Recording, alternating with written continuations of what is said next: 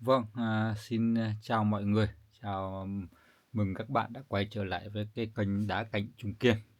Tiếp theo hôm nay sẽ là cái video thứ tư, mình, làm ở trên kênh. Và cái video này thì, mình sẽ quay một số những cái tác phẩm đá cuội, Suseki, và cũng là những cái câu chuyện lại tiếp dẫn những cái câu chuyện để mong mọi người có thể hiểu sâu hơn về đá. Mặc dù cái lời thoại của mình thì nó không hay, lời nói nó không được trơn tru, chỉnh chu lắm, cho nên, nhưng mà đấy là theo những cái sự hiểu biết của mình thì, mình cũng, nói lên. Vì, để cho mọi người, những người bậc tiền bối thì chơi lâu thì không không biết, nhưng mà những lớp mới vào thì có thể hiểu được về đá. Có những cái vẻ đẹp thì, không cần giới thiệu, chỉ cần bạn đứng trước nó, tâm trí tự nhiên chậm lại. Và có những tạo vật không cần chạm tay vào, nhưng lại khiến ta cảm nhận rất là nhiều. Hôm nay thì, tôi muốn nói với các bạn cùng tôi trải nghiệm một cái hành trình không phải chỉ là để ngắm một tác phẩm đá cảnh, mà là để lắng nghe câu chuyện hàng triệu năm mà tạo hóa đã gửi vào trong nó. Đây là nghệ thuật, nhưng không phải nghệ thuật của con người. Đây là nghệ thuật của thời gian, của đất trời, của những chuyển động thầm lặng mà mắt ta không nhìn thấy được. Khi bạn nhìn vào một cái tác phẩm đá cảnh, bạn đang nhìn vào một cái điều nó đã tồn tại trước bạn rất là lâu, hàng triệu năm trước, hàng trăm năm. Nó có thể chỉ là một cái mảnh đá vô danh nằm trong lòng đất sâu.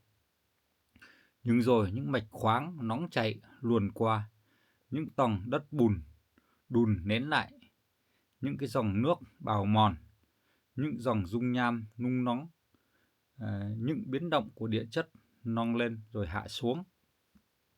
Mọi thứ dần dần khắc họa nó thành một hình hài riêng. Nó không giống ai và cũng không lặp lại. Tác phẩm bạn đang nhìn chính hiệu là khoảnh khắc đẹp nhất sau hàng triệu năm. Đấy, khoảnh khắc mà tự nhiên chọn nó để xuất hiện trước mắt các bạn ngày hôm nay. Đó là những cái tác phẩm đá suối Susaki. Đá cạnh luôn mang lại cho mình một cái điều kỳ lạ. Cái đẹp của nó đến từ sự ngẫu nhiên, tuyệt đối. Không ai vẽ đường vân, không ai pha màu sắc, không ai định hình cái góc cạnh. Nhưng khi hoàn thiện, tất cả lại hài hòa đến một cái mức khiến người xem ngỡ như có một bàn tay nghệ sĩ vô hình đứng ở phía sau nó. Bạn nhìn từng cái đường vân, từng nét bút lụa, bạn nhìn lớp màu như sương mọng phủ, bạn nhìn khối đá như đang dừng lại, đúng cái khoảnh khắc đẹp nhất của nó. Có lẽ tạo hóa thì luôn nó là như vậy. Có lẽ chính là nghệ nhân xuất sắc nhất trên đời tạo nên, nhưng đây là do nghệ nhân của thời gian, của thiên nhiên, những cái kiệt tác của thiên nhiên. Một tác phẩm đá cảnh đẹp không chỉ nằm ở hình dáng, điều làm người ta say mê, say đắm đó là thần thái của một cái viên đá. Thần thái ấy đến từ cách ánh sáng chạm vào từng đường vân, cách những chi tiết nối chìm tạo chiều sâu, cách màu sắc đối lập nhưng lại hòa hợp, cách mà mỗi góc nhìn lại là một câu chuyện khác. Một cái tác phẩm thì có thể mình nhìn nó rất là nhiều những cái góc cạnh. Cái thật là mình nhìn ở cái bề này thì nó lại ra một cái hình thù này, nhưng nhìn theo một cái góc cạnh khác thì nó lại là một cái hình thù khác, một cái tổng thể khác. Vì nó là một cái không gian ba chiều.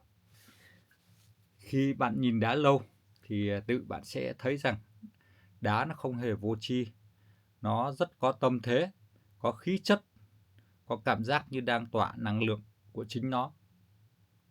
Chính vì vậy mà cũng rất nhiều người yêu cái bộ môn đá nghệ thuật.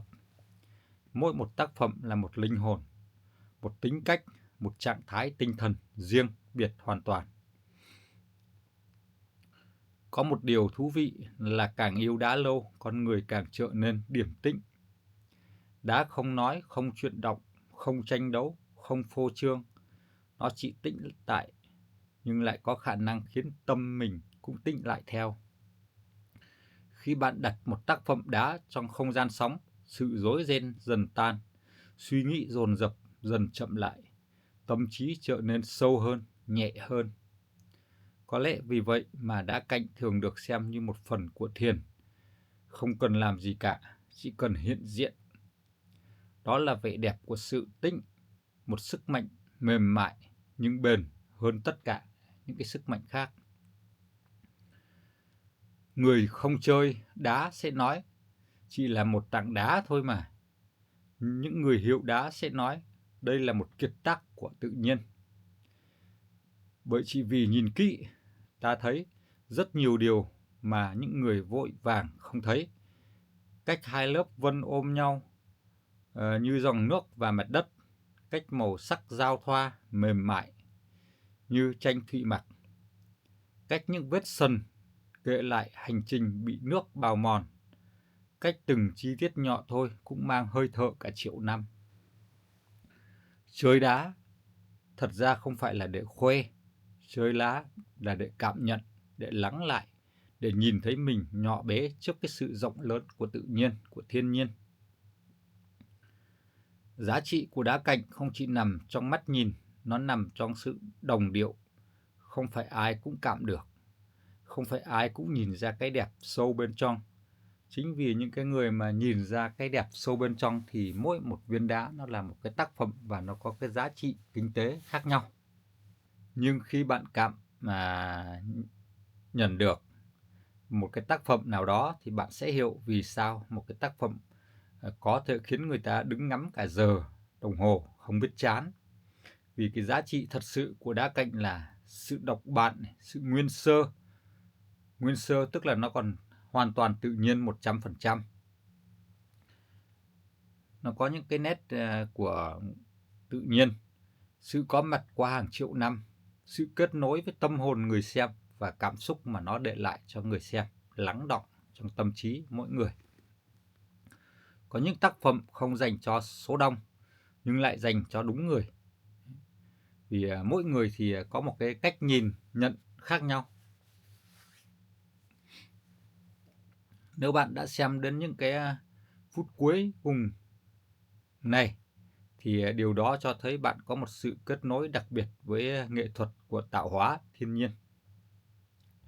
Hy vọng rằng cái cuộc hành trình, cái video ngày hôm nay không chỉ giúp bạn nhìn thấy cái vẻ đẹp của đá, mà là còn giúp bạn cảm nhận được những cái hơi thở của thời gian và tìm được cho chính mình một cái khoảng tĩnh giữa cuộc sống nhiều biến động.